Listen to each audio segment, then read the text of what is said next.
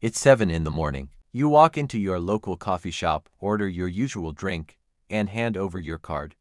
The barista looks at you with exhausted eyes and says the price has tripled since yesterday. You check your phone thinking it's a mistake. But then you see it. News alerts flooding your screen. The dollar is collapsing. Within hours, everything you thought was stable, everything you built your life around, begins to crumble. Your savings, your paycheck, your retirement, all of it, losing value by the minute. This isn't some distant dystopian fantasy.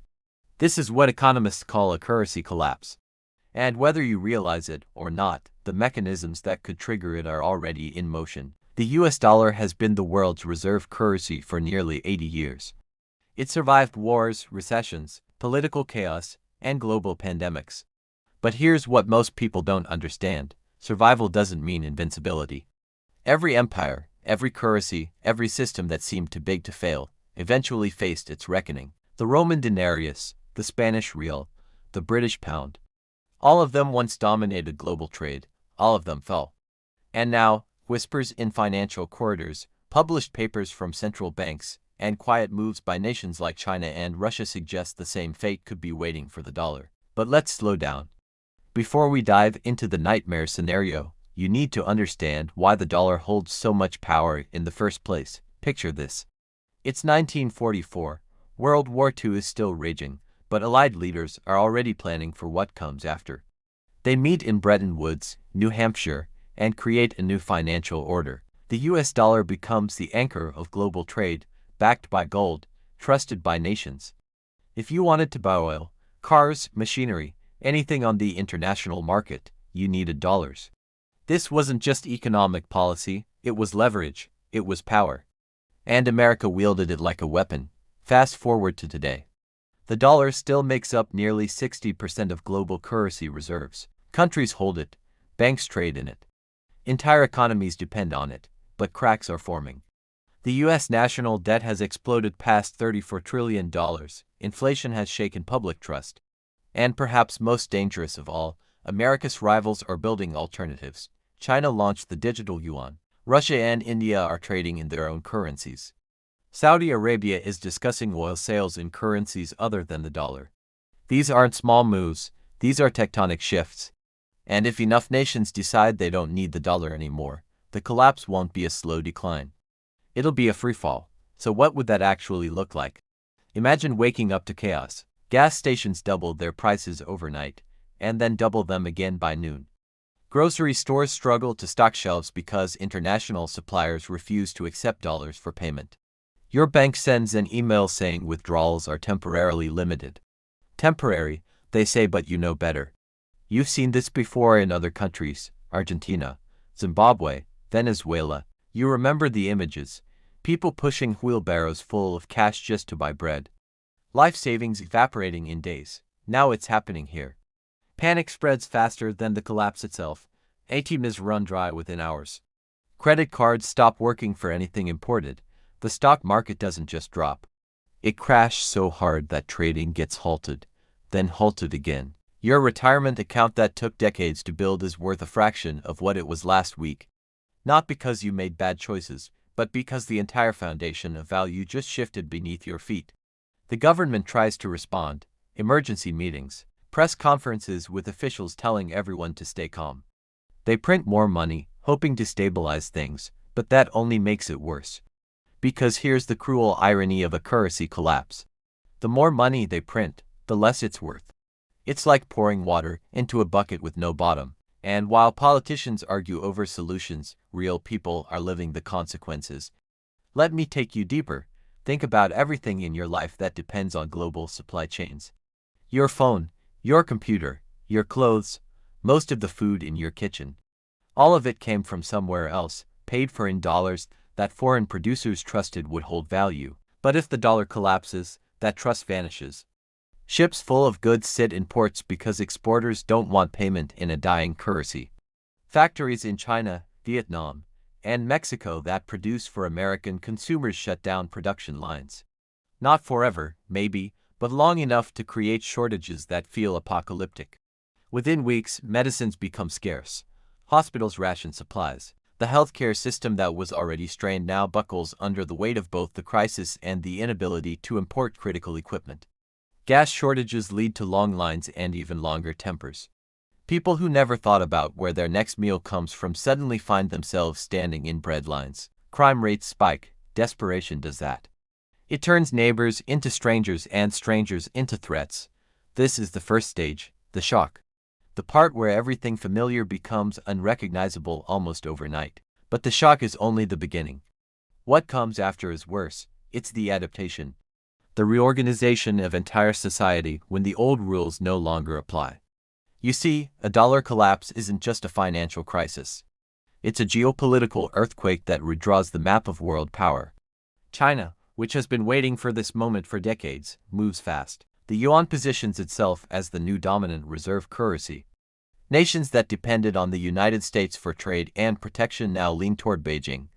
Alliances that seemed immovable begin to fracture. Japan, South Korea, even members of the European Union recalculate their loyalties, not because of ideology, but because of survival. When your economy is on fire, you cling to whoever has the extinguisher, regardless of what you think of them.